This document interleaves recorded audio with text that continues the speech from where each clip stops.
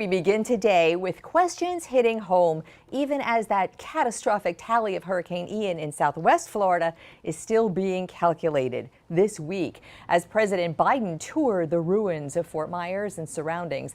And election year politics seem to fade even for a short time. Florida lawmakers were grappling with how to infuse emergency money into repair and recovery. Congressman Carlos Gimenez is one of those. He represents parts of West Miami-Dade and all of the Florida Keys, which have been declared a federal disaster zone because of the destruction caused by Hurricane Ian. Joining us now live is Congressman Carlos Gimenez, former Miami-Dade County Mayor, former County Commissioner, former Miami City Manager, Police Chief, and he began his public service career as an emergency medical technician with the city of Miami. Congressman, good to see you. Good to see you too, Mike. Mike, did you say I was a police chief? Did you say I was a police chief? No, I was a fire chief. Oh, okay. I beg your pardon. I'm very well. I started as a firefighter. Now, I was the sheriff of Miami-Dade County when I was the mayor, so you're right. The year is young. There's still time. All right. Well, we've tried to cover it correctly. Congressman, you represent the Keys. You've been down there, declared a federal disaster zone. How bad is it? How is the help getting to the people there? Well, look, the Keys aren't, when you compare it to the West Coast, the Keys aren't as bad, but individually, there are people that were hit just as badly. And so there are areas down in the southern portion of Key West that were flooded, probably 5-6 feet of storm surge actually entered there. And I saw that firsthand, that people were cleaning out their homes. There were about 100, I estimate about 100 homes were basically, and businesses were destroyed down there. And so you don't get the headlines like you do on the West, but individually, yeah, they got hit pretty hard. The city got hit with a lot of debris removal.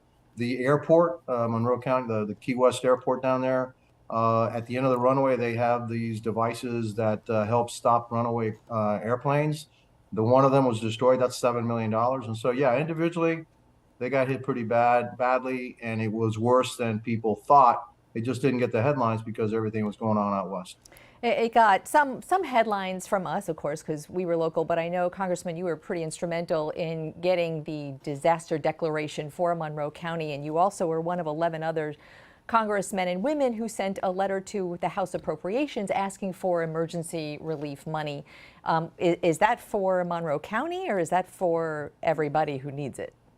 It's everybody, but also Monroe County. There are individuals down in Monroe County that needed just as much as the people that are on the West Coast. I'm not trying to say that the people on the West Coast don't need it. They do. Obviously they do.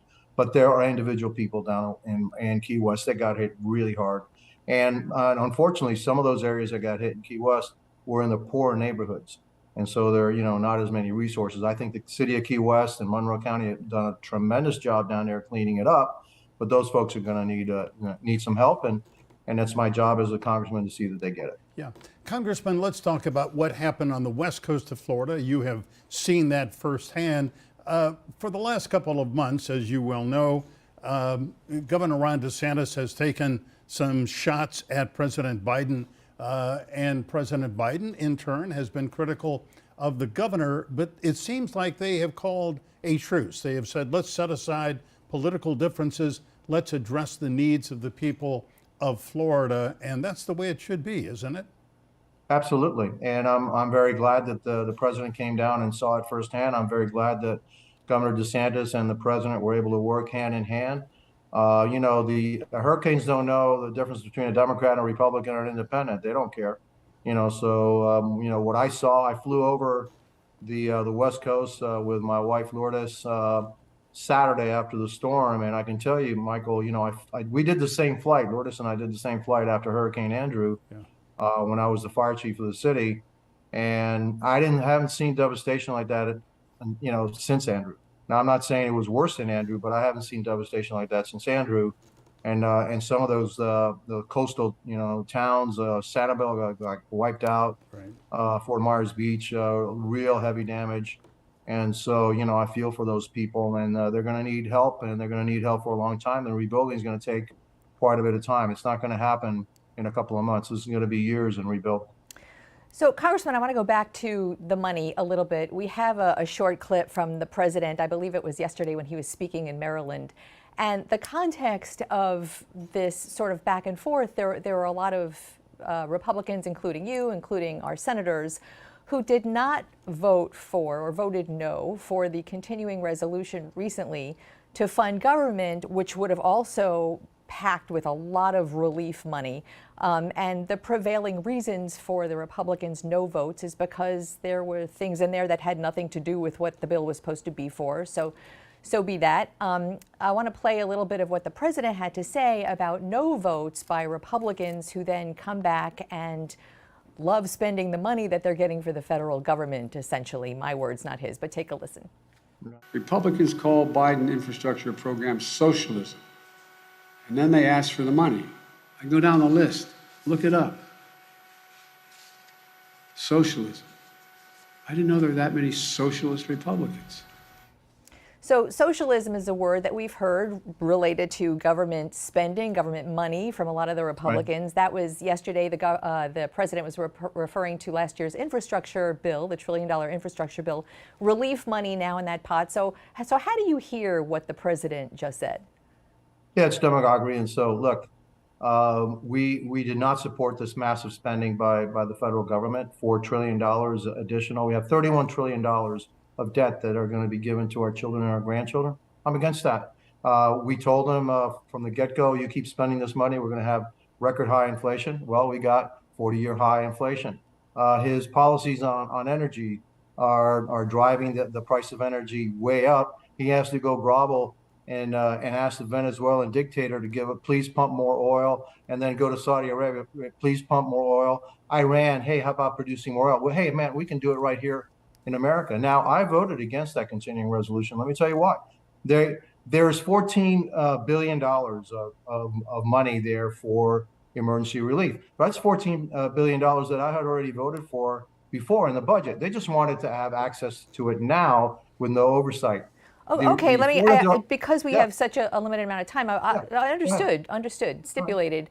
The question is more about then you and the others thanking everyone for the money, taking credit for the projects that it's producing, and in the case of hurricane relief, going and asking for more, having already voted no. I guess that's the question is I'll be happy to answer that. I'll tell you what, because I voted no not to spend it, but if you're going to spend it, if it's going to be spent, you know what? Everybody's going to pay for it. So the people of Florida should get their fair share of what everybody's going to pay for.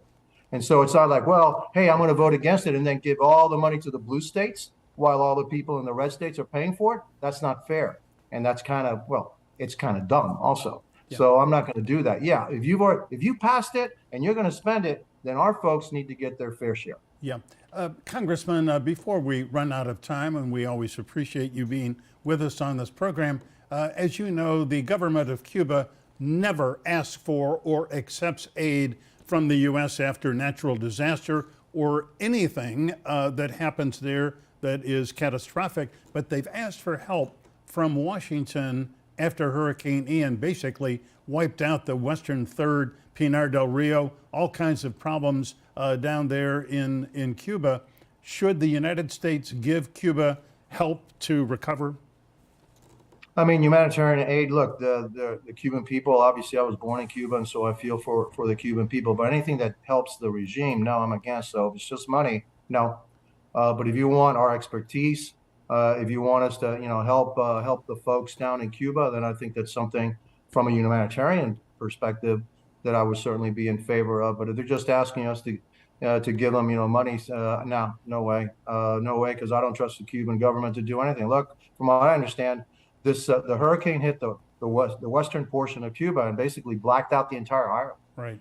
That means that their infrastructure is in tatters, and that was before the hurricane. That's the incompetence of this regime. We need regime change. But yes, if it's humanitarian, food, etc., absolutely. But if you want money, no, I don't think we should be giving it. Congressman Carlos Gimenez, always great to have you aboard. Always great to talk to you. Thanks so much. Thanks, Congressman. Thank you. Appreciate it. Have a good one.